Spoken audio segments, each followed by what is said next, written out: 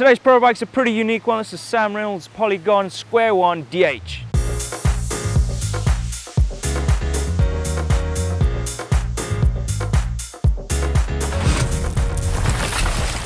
Like always, I like to start off with the heart of the bike, and this is the Polygon XquarOne DH, and it's a full carbon rig. It looks super unique. I do like the design of it, and it's pretty cool, but it's a 220mm travel bike on the rear. It's got this lovely rear shock that's all blanked out. We don't know what it is, kind of do, but it's pretty crazy. This bit here, there's a big aluminium shaft that this whole thing kind of moves on. It's crazy. And then inside here is a nice aluminium stanchion, basically where the whole swing arm moves up and down. It kind of gives it a nice vertical axle movement with a slight bend in it. So the theory is when it hits a bump, it's going to go up. It's not going to go like some of the other bikes. It goes out and over the obstacle, because that kind of, their theory is it kind of slows you down when you're going down the hill. So they wanted just to go up and down to keep the bike kind of planted on the ground and kind of not slow you down when you're doing some racing out there on the trail. So all of this is called the R3 ACT React Play. It's pretty unique. I do like it, and I like this integrated rear mudguard as well. Right, moving on to this drivetrain. This is nice. This is full carbon E13 165mm crank arms. He's got a 36 chainring up the front. Moving to the rear, this is pretty unique. He's running box 1 derailleur here. It's a 7-speed, but 10-speed cassette. That is free ride. Moving on to his wheel build. This one's pretty cool. This is the Spank Spike vibrocore. So the vibrocore means that kind of kills all that vibration out there on the trail, giving you a little bit of a smoother ride. He's running a Hellkat, Kenda Hellkat Pro. Well-used tire. He's out here in Whistler. He's running it tubeless as well. He's running these DMR V12 pedals. Also really well used. Like it. Nice patina on that. This is pretty cool. I like to point this out. Look at this little button here. Basically what that does, it just purges the system. So that shaft in there, all that pressure that gets built up in it, you just push this button, kind of purges it, gets rid of all that pressure from inside there. Pretty cool. Right up front, wheel build, exactly the same as the rear. This is a Spank Spike vibrocore wheel set, wheel build. Brakes, this is Trickstuff 4-pop brake with a 203 rotor, so there's a lot of stopping power there when you got all those high speeds out on the trail.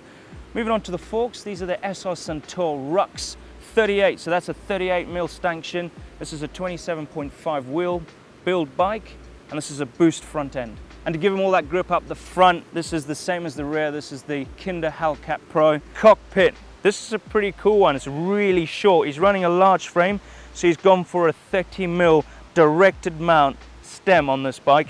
This is a Spank stem. Moving on to the bars, this is a Spank Spike 800 vibrocore. What 800 stands for is 800mm width of bar. And by the looks of it, he's running full length. He's running 800mm. Pretty cool. And what vibrocore stands for, exactly like the rims, is that there's a core inside of these bars that stops all that vibration when you're going down a rough trail. Now, moving on to the brakes. These are the Trickstuff brakes, but these are Direttissima. It's well machined, it's black, it's got a nice little gap in there. It just looks pretty sweet. And then his grips, these are Spank grips. And then onto his shifter, this is the box 1 7-speed shifter. Right, and to top this whole bike off is the seat and seat post combo. He's got a Spank 220 saddle. It's got some nice little grippers there. I like how it's shaped. Like it looks like an aeroplane. It looks cool. And then that is I'm guessing it's a Polygon seat post. It's full carbon. Now I do like this little seat clamp here. It's a double bolt seat clamp. Right, enough for me talking about this bike. I've got a few questions I need to ask Sam about this thing, so let's get him in. Sam, come in here. Hi Sam. Sam, this is a pretty unique looking bike. It is, definitely. I've got some questions. A funky looking thing. Yeah. How long have you had your bike? 3 days. 3 days. It got released 2 days ago. Actually, wow. That's not true. I've had it for 2 months, but it's been top secret. It's been so very top secret. Yeah. Till now. Nice, all that industry secrets. Like it. Right, now, now how do you set up? You're a free rider, and this thing's built for going downhill really fast, so it's quite plush in the way it reacts. So how have you got yours set up? So, I have like a quite soft and subtle start of the travel. Yeah. I believe that's the low speed. Yes. And a quick rebound, which obviously is good for the little bumps, keeps the wheel stuck to the ground, which is the most impressive thing about this wacky suspension. Yeah. But then for the big hits and the big takeoffs, so it doesn't kick me, I have a slower rebound down sort of there. Nice. And yeah, and a lot harder, so it ramps up, so I can still hit the big jumps, but the suspension works nicely on the bumps. Perfect. Right, and the front, I'm guessing you got set up quite hard.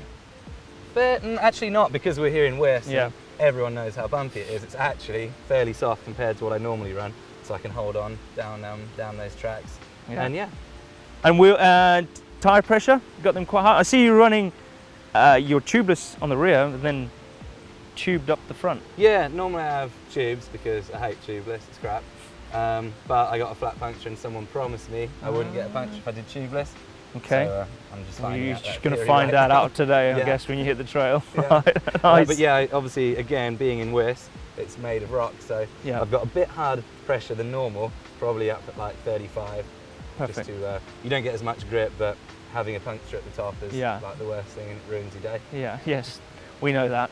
I know that Yeah, feeling. I'm sure Right, everyone that's ever been here has found out all about that. Right at the top of the hill, you get a massive puncture. Okay, so seat post. I thought this was a Polygon. What is the seat post? No, the P, I believe, stands for Promax. Okay. Not So Polygon. not Polygon. No. There you go. I stand corrected. Thank you. All right, your pedals. You're running DMR pedals, but you're not running the big Volt ones. You're running the V12s. Any preference for that? Yeah, I do like the Volts, but I actually prefer the V12. It's like a little bit of a slightly smaller platform, hits the floor less, and just more comfy on my foot. That's all. I find the Volts are so grippy that sometimes if you make a little mistake on like a foot trick or something, or even if you take your foot off around a corner, when you put it back on, it's completely stuck there because it's too grippy. Yeah. So I like the V12. It's it just, I don't know, it's rounder or something. It just means I can pivot my foot a bit better on there, I think. So that's why I prefer those. Nice. I got a question. So when you go and ride Fest series like Dark Fest or whatever, are you going to be running an air shock, or are you going to be running a coil with a big stiffer spring in that to make that rear end a bit stiffer? I don't know yet. I always did used to ride coil because I prefer the feel of it, and you can get a real hard beast on there. But like I said, I've only ridden it for a couple of days, so I'm going to try a few things out before I decide. Before you do it, we've got Audi Nines coming up soon. So literally on Thursday. Yes. So we'll be testing that out there. Building. Oh yeah. All right, thank you so much, Sam, for showing us your bike. It's pretty unique. I do like it. I do like the colour, how it fades down. Flamey, hey, yeah, it's pretty cool, dude. Love it. If you want to see another video, you want to see another pro bike, click over here. Don't forget to smash the globe to subscribe, because you're missing out on some great content. Maybe check out the Dark Fest video if you never saw that one. Click there. And don't forget, if you love this bike, give it a thumbs up, like.